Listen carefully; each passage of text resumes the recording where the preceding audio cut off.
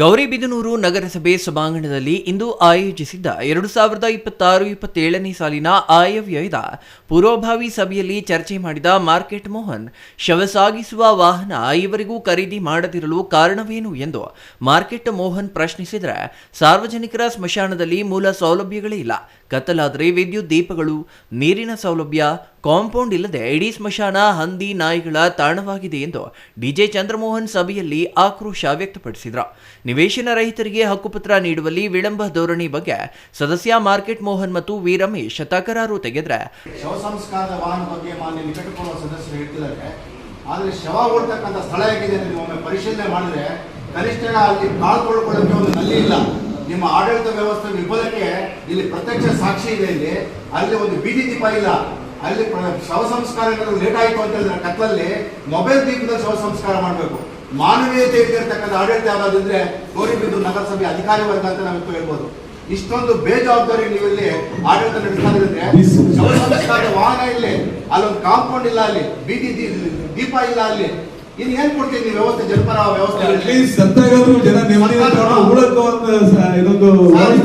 ಜನವಿರೋಧಿ ಕೊಟ್ಟಿದ್ದೀರಿ ನೀವು ಇವತ್ತು. ಬಜೆಟ್ಗೆ ನಾವು ನಿಜಕ್ಕೂ ಕೂಡ ಧಿಕ್ಕಾರ ಮಾಡ್ತೀವಿ. ನಾವು ಅವೈಜ್ಞಾನಿಕವಾಗಿರ್ತಕ್ಕಂಥ ಇಂಜಿನಿಯರಿಂಗ್ ಸೆಕ್ಷನ್ ಹ್ಯಾಂಡಿಕ್ಯಾಪ್ ಆಗಿದೆ. ಅದು ಇವತ್ತು ಕಾಂಟ್ರಾಕ್ಟರ್ ಇಂಜಿನಿಯರ್ಗಳು ಎಲ್ಲವೂ ಅವರೇ ಟೇಪ್ ಹಿಡಿತಾರೆ, ಅವರೇ ಬಿಲ್ ತಗೊಂಡ್ಬರ್ತಾರೆ. ಇವತ್ತು ಇಂಜಿನಿಯರಿಂಗ್ ಸೆಕ್ಷನ್ ಏನಾಗಿದೆ ಅಂದ್ರೆ ಯಾರು ಸ್ಥಳಕ್ಕೆ ಹೋಗೋದಿಲ್ಲ, ಅತ್ಯಂತ ನಿರ್ಲಕ್ಷ್ಯವಾಗಿ ಸರ್ವಾಧಿಕಾರದಿಂದ ವರ್ತನೆ ಮಾಡ್ತಿದ್ದಾರೆ. ಇವತ್ತು ಯಾವ ಚರಂಡಿ ಕರೆಕ್ಟ್ ಆಗಿದೆ ಒಂದು ತೋರಿಸ್ಬಿಡಿ. ಒಂದ್ ತಿಂಗಳಾಗಿದೆ ಸರ್ ಚರಂಡಿ ಕಿತ್ತು, ಮನೆಗಳ ಮುಂದೆ ಕಿತ್ತು. ಈಗ ನಮ್ಮ ವಾರ್ಡು ಚಿಕ್ಕ ವಾರ್ಡು ಸರ್, ಎಲ್ಲಾ ನೀರು ಬರ್ತದ್ರಲ್ಲಿ.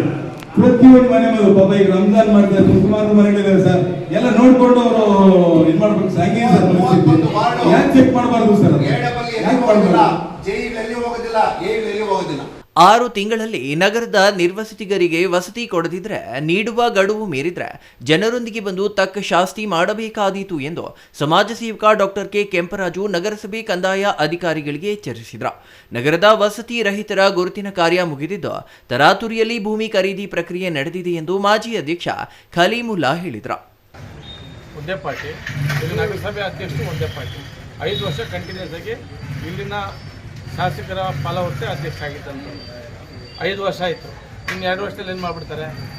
ಇವತ್ತು ವಾಟರ್ ಫಿಲ್ಟರ್ಗಳು ಸರ್ಕಾರದ 10 ರೂಪಾಯಿ ಕೊಟ್ಟು ಕುಡಿಯೋಂಥ ಪರಿಸ್ಥಿತಿ ಬಂದಿದೆ. ಎಷ್ಟು ಪರ್ಸೆಂಟೇಜು ಜನ 10 ರೂಪಾಯಿ ಕೊಟ್ಟು ಕುಡಿತಾ ಇದ್ದಾರೆ? 10 ರೂಪಾಯಿ ಕೊಡೋಕ್ಕಾಗಿದ್ದ ಜನ ಎಷ್ಟು ಜನ ಇಲ್ಲ.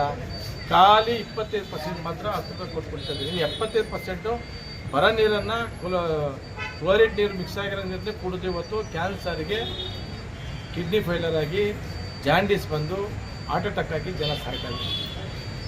ಇವತ್ತು ಈ ಗೌರಿಬಿದನೂರು ನಗರ ಮೇನ್ ಹೆಡ್ ಕ್ವಾರ್ಟರ್ ಅಂದರೆ ಒಬ್ಬ ಮನುಷ್ಯನಿಗೆ ತಲೆ ಹಂಗೆ ಆ ಥರ ಈ ತಾಲೂಕಿಗೆ ಒಂದು ಹೆಡ್ ಕ್ವಾರ್ಟ್ರಲ್ಲೇ ಈ ಥರ ಅವ್ಯವಸ್ಥೆ. R Manjunath, CTV news, Gauribidanur.